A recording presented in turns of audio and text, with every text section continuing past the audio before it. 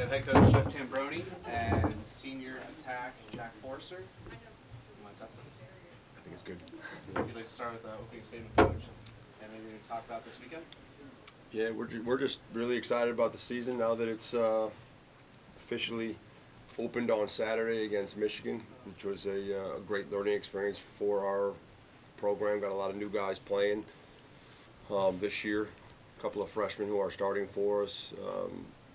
So nice to be back in spring, so to speak, not based on the weather, but based on lacrosse season, and really excited about our upcoming schedule, which includes a wonderful challenge for our program this weekend against Denver down in Jacksonville. So our guys have worked extremely hard since they've arrived back on campus in August, and I'm hoping that we're going to continue to make the incremental improvements as we have since the fall, and continue to be a challenging opponent throughout the course of the spring.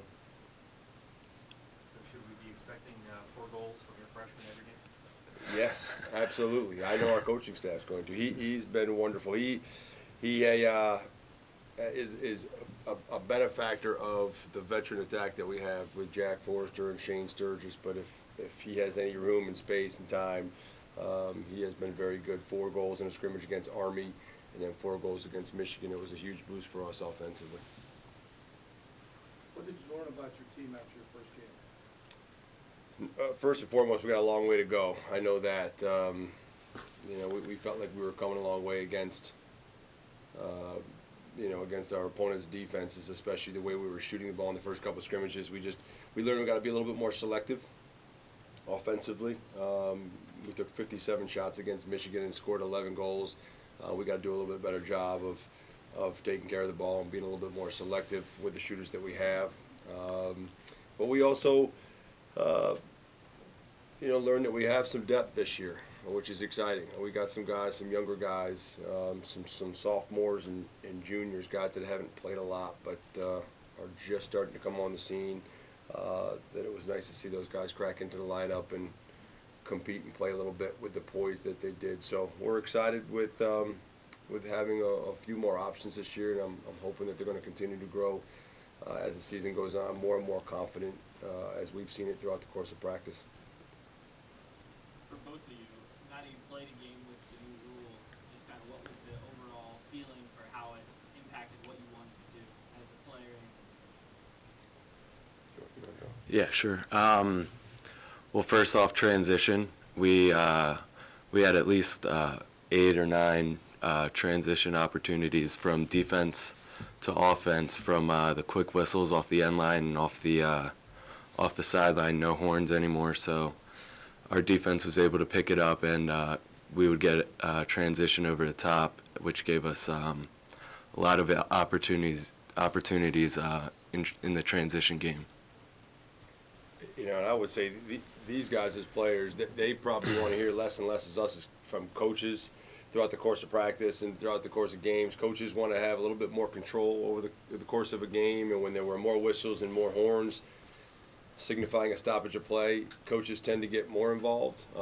Right now there's less involvement through coaches. Players make plays, and the game has become much more exciting, in our opinion, from a fan's perspective.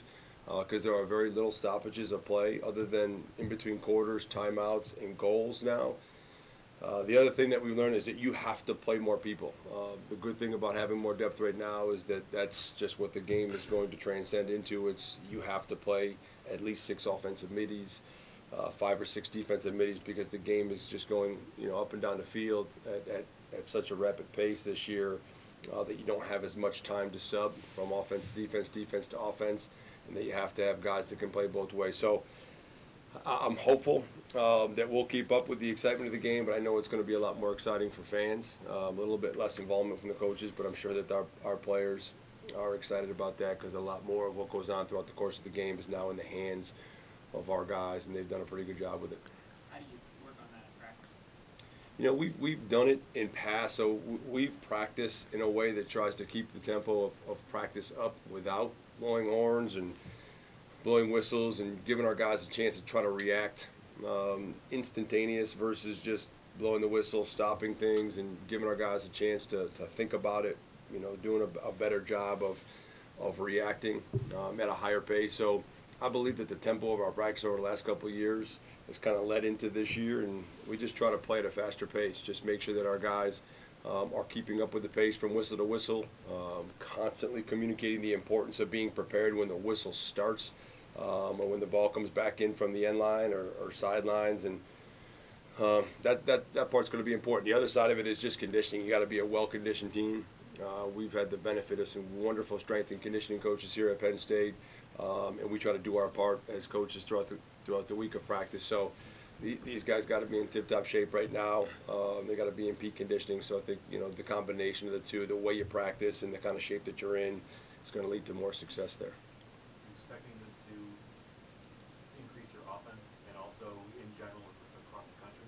I do. I think it's going to increase, both teams' offensive opportunities. I mean, we had 57 shots, and I said to our guys yesterday in our film session, and I've been coaching for 14, 15 years as a head coach. That's as many shots as I can ever remember from our offense against an opponent. So, and I think we took a lot of bad shots, but we generated a ton of shots. I think you're going to get more offensive possessions. I think you're going to have an opportunity to get more shots.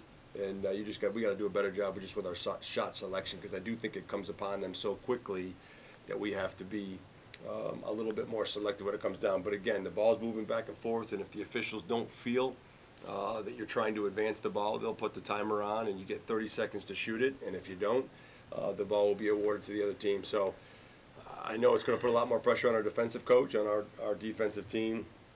But certainly at the other end, I think we got to do a better job of just taking advantages of the options, because I would say it probably goes up about 10% throughout the course of the game in terms of your possessions and then effectively your shots. This weekend, how are you feeling this weekend as far as playing the big stadium? Are you expecting a big crowd there, or how do you think the guys are going to handle it? I'm not sure what to expect on there, but I think it's going to be a valuable experience for our guys. So if we're ever going to get to that point where make it through the threshold of our conference, our CAA, and get into that elusive playoff structure where 16 teams are invited to play after the regular season, the platform becomes a little bit higher, the arena becomes a little bit bigger, and the stage in and of itself can overwhelm you if it's the first time that you've ever done it. So we, as a coaching staff, wanted to put our guys in a couple of positions, this being one of them. The PPL Park game against Lehigh will be another one where the stage is just a little bit bigger than just a home or away site. And I'm hopeful that they'll just be really excited to go down and compete and play. We talk a ton about limiting distractions from the first day they walk on campus. I'm confident with the leadership that we have, Jack Forrester, Travis Crane, that these guys will manage themselves and handle themselves like pros. We talk about traveling like pros, just having a mindset of a business trip when we go down there. But at the same sense, having coached in these types of stadiums and these scenarios before, I'm hoping that we can just enjoy it as well, reflect and maybe step back, not during the game obviously, but step back and enjoy the opportunity to play in such a big stage on live TV, and hopefully perform at a level that we're capable of just doing the best job we can. Any idea what kind of turnout? I don't know. Yeah, I don't know. I know last year when they had a similar event, there was over 5,000 people there. So I'm hopeful. Denver's a top 5 team. I would imagine we'll be a top 5 team by the time we get ourselves down there.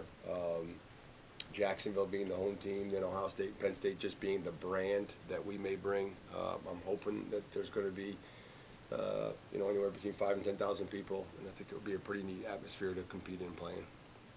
How much are you looking forward to this experience? I'm just really excited to play in a big stage like this.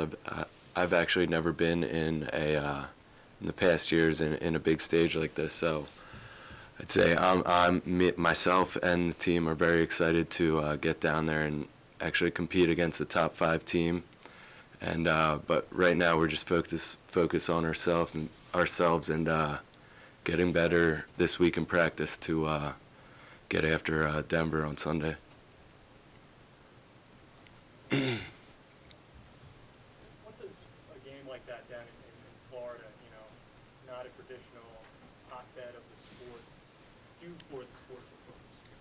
You know, over the last probably, I would say decade, probably the last 10 years, the growth of the game has been exponential. And you know, I'll give the sport of lacrosse, whether it's been U.S. lacrosse or inside lacrosse, has put on a number of different games, and they've tried to expand the regions in which we play. And you know, it's continued to grow. Denver is a great example of the growth of the game. So it's a great opportunity for those people in Florida. And I know that there's a lot of multi-sport athletes now, football, basketball, hockey players starting to leak over into our sport. We're getting some of the premier athletes now playing lacrosse in some of those areas like California, Texas, Minnesota, and Florida, which has increased not just the numbers but also the athleticism of our sport. So, you know, I think it's going to be great for Penn State.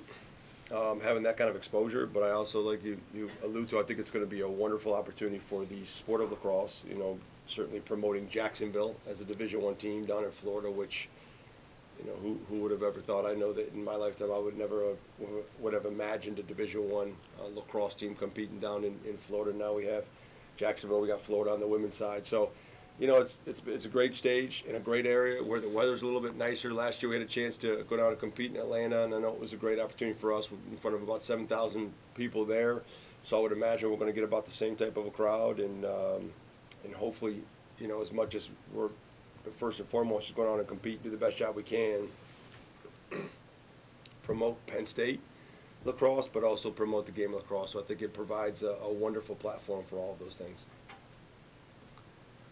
Any questions? Thank you, Coach. Jack? Thank you. Thank you.